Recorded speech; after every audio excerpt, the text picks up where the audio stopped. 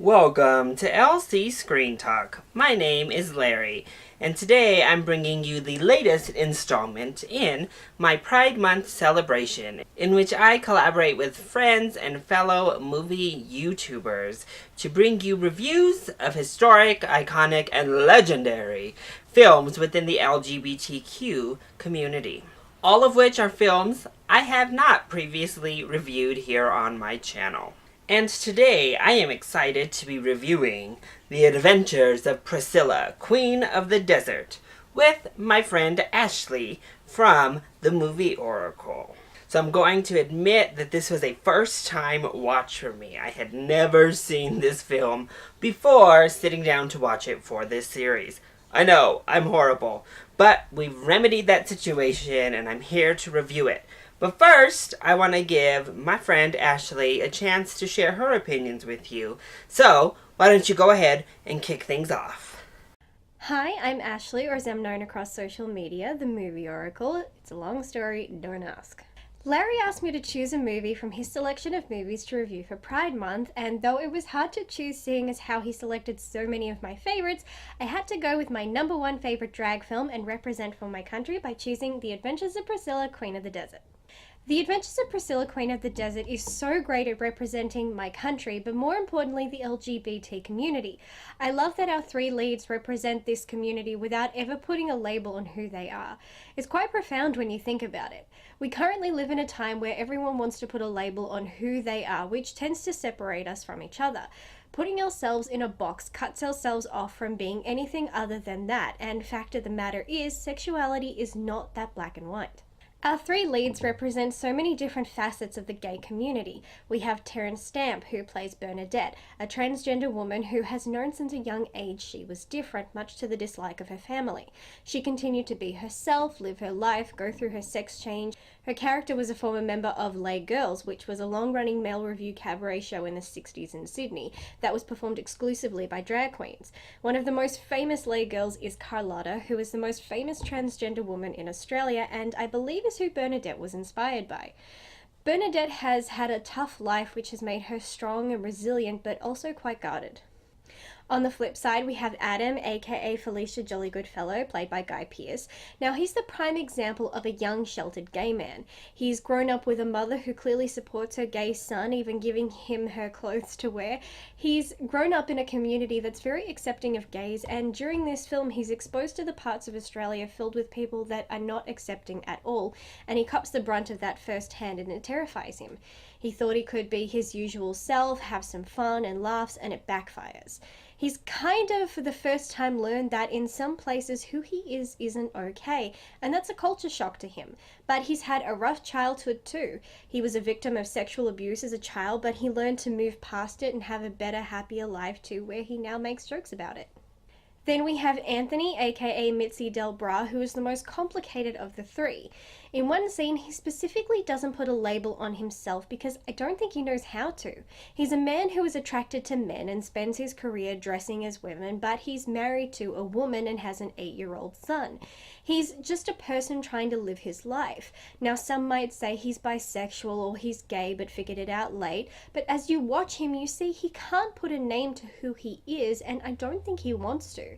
He just tries to do himself to the best of his abilities, and it's stressful. Now, on top of that, he's learning to be a father. It's an incredible selection of fantastically written characters who are dealing with life in general, their sexualities, their culture, their careers, and prejudice. And all of this is done to an amazing soundtrack. Drag queens are considered the keepers of culture. They carry it on to the next generation, and I feel the soundtrack to this movie represents that, as it has songs from every decade. The script is filled with pop culture references that to most might not make sense, but any drag queen could pick it up in a heartbeat. It's a great and accurate representation of gay culture, and all filmed to the stunning backdrop of Australia. Some parts were shot in Sydney, Broken Hill, and Cooper Pedy. You get to see how different each part of Australia is, is and how isolated it gets the further in you go. One of the big final scenes involves our leads in full drag climbing Kings Canyon. This sequence and the final bird's eye shot is absolutely breathtaking, and it really showcases what a natural beauty the centre of Australia is. They originally planned to film that scene on Ayers Rock, also known as Uluru, but they couldn't get permission because it's a sacred site and you're not allowed to go climbing on it, so they had to settle for Kings Canyon. While it might not be as well known to people outside Australia, the shot is still spectacular. Fantastic film, writing, acting, music, costumes. Oh my god, the costumes. Just everything is fabulous. I love it to death. I will always love it to death, and that's why it will always get a solid 5 out of 5 crystal balls from me. I just want to thank you one more time, Ashleigh, for being a part of this series. I know that you have a huge love for drag as an art form and drag queens, so I knew I had to have you be a part of this Pride series. So once again, thank you so much. If you're not already, head over to the Movie Oracle and make sure that you subscribe to her channel there, as well as follow her over on Twitter and Instagram. She's really funny and a really awesome person. So all of those links are going to be in the description down below. So now for Priscilla, Queen of the Desert. As I said, I had never seen this movie before doing the review, and I'm so glad that I have finally watched it because I think this movie was pretty fantastic. First of all 3 of our main leads are so good in this movie. Hugo Weaving is really great. He brings so much to this role of a drag queen. And of course, he has a little bit more story. He has a little bit more depth in his character. He has that built-in, growth within just the story in of itself, but he still just sells everything so good. Guy Pearce is fully committed in this role, and he is so fantastic. Not to mention, I didn't realize, but especially in this movie, young Guy Pearce, he was a snag. He was looking good in this film, but he was also acting very good. I think that he pulled off this over-the-top, fun, ridiculous, carefree character so well. But I do think that the standout for me personally is Terence Stamp. I thought he was so good in this role. First of all, that's my kind of humor. The humor that he was dishing out, his kind of shade, that is what it was all about for me. I was laughing pretty much every single time that Bernadette opened her mouth. I loved it. Plus, I do think that Terence brought this understated pain with this also somewhat understated confidence, this wisdom, this lived through it, came out stronger type of feeling to the role. It wasn't in the dialogue. It wasn't in the story per se. It showed itself every now and then. But he was able to just convey it with his acting, and I thought that was so fantastic. But their chemistry together as a trio was beautiful, and it's just a ton of fun being around these 3 characters. But I also think it tackles deep issues very well. We do have a trans woman as part of the group here with the 2 drag queens, and hey, she's still a drag queen. So that was really awesome to see.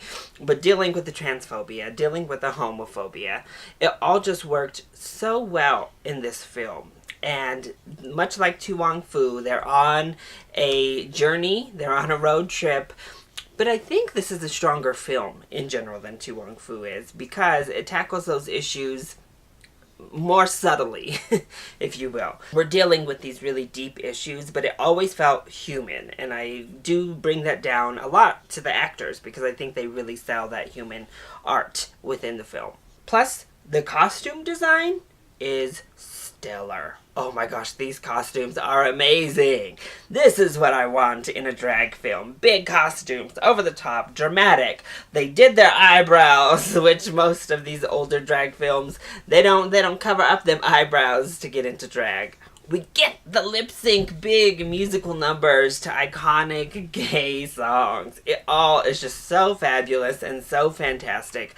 But those costumes in particular are beautiful, and they're used to beautiful effect. Seeing Guy Pearce's character sit on top of Priscilla, the bus, and just be so extra, so over the top, and so extravagant to have his garments beautifully blowing in the wind as they drive. It's an amazing scene. That's why it's right there on the front cover, because it's just beautiful. And the cinematography in this film is beautiful. Yes, they are roaming through a desert most of the time, but somehow it still finds a way to be very appealing and be a gorgeous backdrop and scenery for the story to take place in. And by the end, it really hit all the emotional notes for me. I really wasn't just laughing anymore. I wasn't just having like a great time with these drag queens on this road trip. I was genuinely touched by the story and by this friendship. And I think that's a huge strength for the film in and of itself. It really is one of the best drag queen movies I think I've ever seen. It really deals with these subjects so beautifully and really creates actual people, and it does it so well. So if I were going to give negatives to Priscilla, Queen of the Desert, one of them is only kind of a negative, and that comes in the form of someone's wife. They run across this guy in one of these small towns who ends up joining their adventure and actually adding a beautiful subplot as well. But he has this wife, this like mail order style wife. And one, she's just so over the top. And then she goes and does this like ping pong trick in a bar. It was all a little bit much for me. Yes, we're in like campy, ridiculous mode. But just seeing such a caricature was a little too much, to where I was like, oh, this is almost like racial stereotyping. But I mean, it is in good fun. I just was like, okay, this is we've pushed it a bit far for me personally. Also, the time passage was never really all that clear, but also the musical numbers really muddied the water, to where they're like changing outfits between like chorus and second verse, and you're just like, that's not possible. Without a reveal, I don't believe it, and this cut is a little bit ridiculous. And I also think we could have actually gone a little bit deeper. I know we want to keep this fun, but in particular with transphobia within the gay community, that's touched on here, and it's touched on in a good way. We bring it up, and it just shows how dehumanizing it is to call somebody by the wrong gender's name, by that given name. And one of our characters does it, but then it was a callback at the end to do it again as a joke. And that kind of actually just showed a lack of any sort of personal growth or realization from that character. So it was a little bit disappointing to see, and I think it was a missed opportunity to really delve into the transphobia within the gay community and why that's not okay. Why that is so disrespectful. Instead, it was played off as a joke. We had a bit of a serious moment, but then it's back to a joke by the end, and I thought that was a little bit of a shame. Plus, we do get a lot of melodrama in there, but I think it works okay. The family dynamic that is there with Hugo Weaving's character actually led to some of the most heartfelt and beautiful moments in the film between he and this woman and this child. It all was just really well done, and this whole film is just really well done. I actually was taken aback by how much I absolutely loved it. Yes, I'm a fan of drag and drag queens on television and in media, but you know, you'd have to be blind not to know that they're all very campy and questionable when you're looking at film as an objective piece of work. But this is a really good, solid film. And I loved it. I'm so glad I've seen it. I actually am going to get on Amazon and buy it because I need to have it in my collection and I really want to watch it again. So that is mine and Ashleigh's reviews for The Adventures of Priscilla, Queen of the Desert. One more time, make sure that you go over to the Movie Oracle, Ashleigh's channel, and subscribe there. Make sure you're following her on Instagram and Twitter. If you need those links, they will be in the description box down below. And while you're here, if you liked this video, click like down below and subscribe to my channel so you are always up to date on our latest movie reviews. Have you seen Priscilla, Queen of the Desert? If you have, what do you think of this film? And where does it rank amongst your favorite drag films of all time? Let us know either in the comment section down below, or you can hit up either of us on Twitter. I love you all so much for your continued support. Mwah! Thank you for watching, and I'll see you next time. Bye!